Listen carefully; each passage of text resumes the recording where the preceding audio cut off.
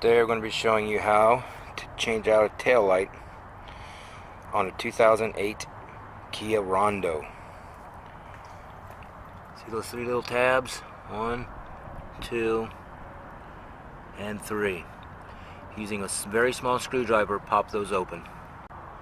It's going to expose 3 Phillips head screws. Go ahead and remove those. Pull gently on the tail light assembly until it comes out.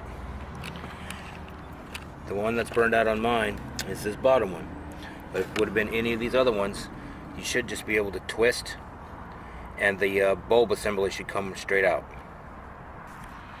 After you've inserted your new bulb, go ahead and put it back in the assembly.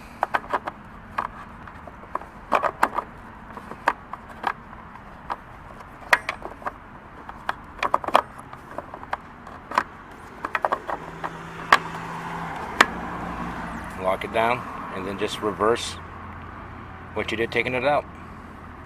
Good luck.